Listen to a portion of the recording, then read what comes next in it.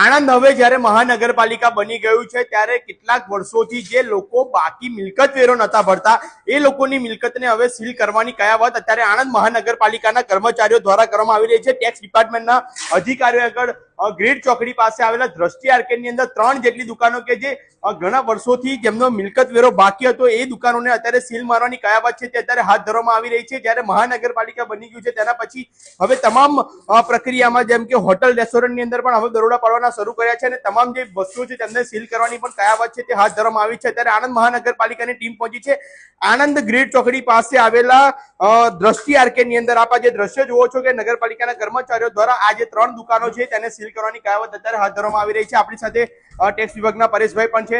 પરેશભાઈ, શું કહેશો, કેટલી દુકાનો અત્યારે સીલ કરવામાં આવી છે અને અત્યાર સુધીમાં કેટલી દુકાનો સીલ કરી છે? અત્યાર સુધી લગભગ 71 પ્રોપર્ટીને સીલ કરી છે અને અત્યારે આ દ્રષ્ટિ આર્કેડમાં 3 પ્રોપર્ટી ઘણા વખતથી વેરા ન ભરપાઈ કરવાને આજે સીલ કરવાનો નિર્ણય લીધેલ છે। આગામી સમયમાં એપ્રિલ માસમાં પણ ચાલુ નાણાકીય વર્ષ પત્યા પછી પણ રિકવરીની પ્રક્રિયા સતત ચાલુ રાખવાની છે। બાકી વેરા ભરપાઈ કરવા અંગે તમામ નગરજનોને નમ્ર અપીલ છે। સાથે જ કહેવાય રહ્યું છે કેટલી એવી મિલકતો હશે કે જેને વર્ષોથી જેનો મિલકત વેરો છે તે બાકી હશે અત્યાર સુધી આ પ્રક્રિયા સતત આપણે ચાલુ રાખેલ છે અને આણંદ મહાનગરપાલિકા દ્વારા અત્યાર સુધી લગભગ 110 જેટલી પ્રોપર્ટી આ વર્ષમાં સીલ કરવામાં આવે છે અને આ પ્રક્રિયા ચાલુ છે। અને સાથે જ મહાનગરપાલિકા દ્વારા હવે રજાના દિવસે પણ ટેક્સ તમે ભરી શકો છો એની પણ સુવિધા આપવામાં આવી છે। નાગરિકોની સુખાકારી માટે જાહેર રજાના દિવસે સવારે 11 થી બપોરે 4 સુધી વેરો ભરપાઈ કરી શકે તે અંગે નગરપાલિકા કચેરી ચાલુ રાખવામાં આવશે। ધન્યવાદ।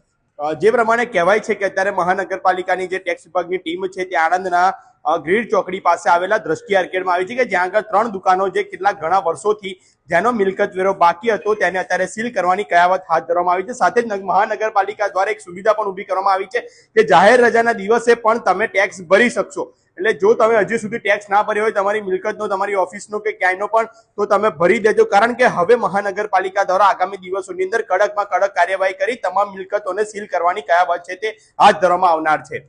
આવી સતત અપડેટ માટે અમારી સાથે જોડાઈ રહેજો। કેમેરામેન વિવેક બારૈયા સાથે હું છું આપનો મિત્ર મનન ઇંગુ, અર્બન ગુજરાત।